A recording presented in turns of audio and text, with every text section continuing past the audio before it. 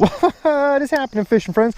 Welcome to another episode. We are out early this morning, hoping to see if we can get on some sort of topwater bite. Oh, first cast! Whoa, it is! Oh my gosh! I was looking over at my bag over here, and he is amped up. First cast. Oh, let's hope it's not a curse. We're gonna test it. Oh man, good fish on the first cast. Holy smokes, he hammered that. 110 size whopper plopper. Oh, just stay pinned, big dog. That's a good fish. Oh yeah, what? Holy smokes, look at that. He just straight up demolished that. That's a 4-pounder. That's a 110 whopper plopper in the mouth. Okay, absolutely could not believe that blow up. First cast, okay, super duper holy cow moment. Look at that fish, one last look. That is one good looking bass. Nice 4-pounder this morning, first cast. What a way to start the morning off. Get out there, big mama. There she goes. See you, pretty girl. Oh, look at that. How's that to start the morning? What up, mud? All right, well, first cast, we'll see if that's an actual curse or not. First cast on the 110 Dahlberg. I need to make an infomercial about this lure. Hi, I'm Larry Dahlberg. This has been the most productive color for me this year.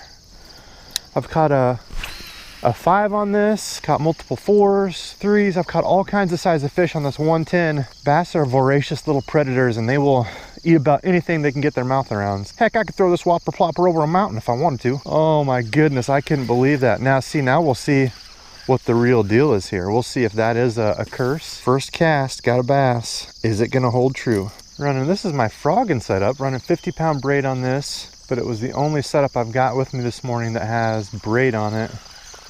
And of course you want braid for your topwater lures, braid or, monofilament. I thought I brought other stuff with me. See if we can find any more fish over here. Oh, there's some little guys there. This curse might be haunting me today. Come on, curse, get out of here. We ain't got time for that. We got a whole bunch more fish to catch. Wow, nothing, huh? I'm not believing this, y'all. I was joking about the curse. I thought we were gonna have a good bite here. There's so much grass around the edge, I might have to tie on a frog and start attacking that stuff. Oh, there's one. Oh, yes. Wasn't paying attention. That's another solid fish. The 110 plopper. Yeah. And I'm not playing around with these. I got it on my frog rod with 50-pound braid. Oh my gosh. Not letting it hit the deck there. Oh man, look at that. That's another 3-pounder? Okay, there we go. Check that out. Fish number 2. Chunky little 3-pounder. Look at that. Look at the gut on him. Look at the gut on him. He's been eaten. Yes, sir. Oh, there's not a good spot to release him over here. All right.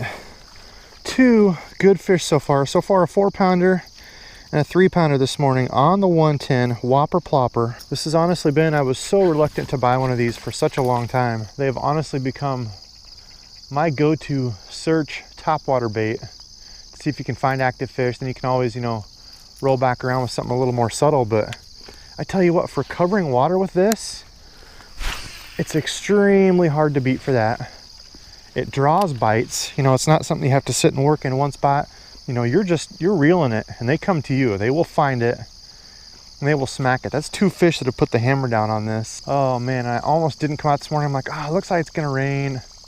I'm not gonna get all the way out over here and have it start dumping rain on me. I am glad I did. But I mean, if y'all have the chance to go, even if it's just an hour, get out and go. You never know if that next one's gonna be your PB or not. How is this for wanting to get to the spot?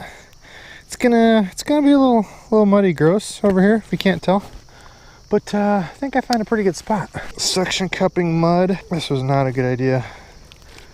I can totally see myself going over in this stuff, and it'll just be a DEBO mud sandwich. Try bringing the old underspin up through here. I'm gonna try tossing the frog over here and all this vegetation too. I just wanted to see if we could get anything on the outskirts of this with a little moving bait.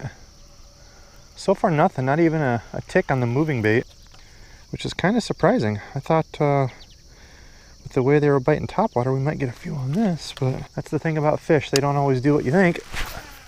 They do what they want. Oh, there we go. Right here. He saw that coming through and smacked it right in that little in spot. Oh yeah, that's a good fish.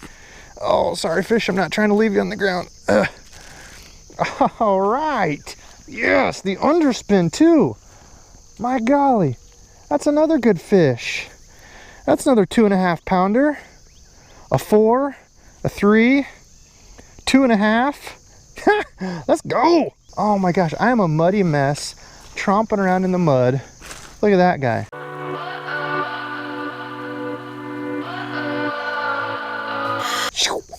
Off. All right.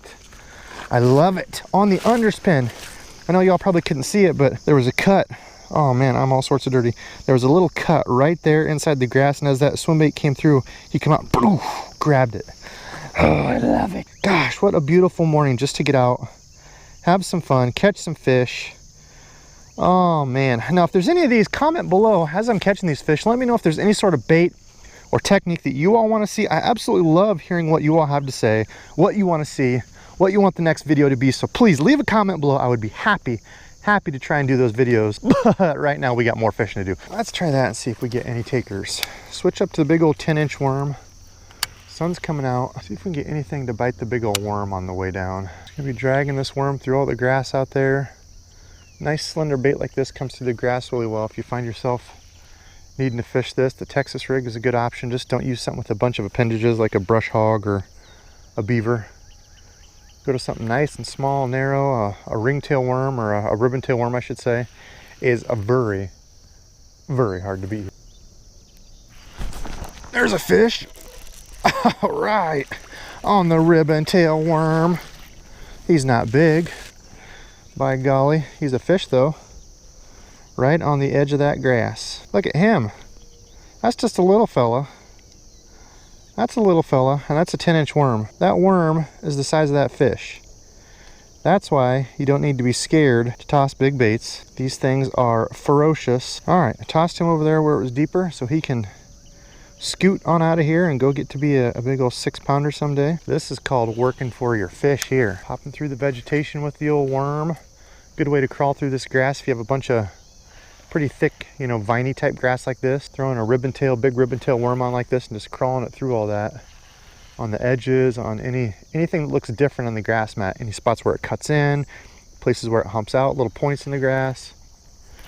There's a fish. Oh, missed him. Here I was talking about points and humps. Missed that fish. Dang it. Leave the point and hump talk till later. What does perfect even mean?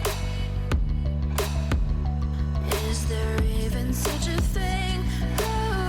Ooh, can we switch up all the rules and imagine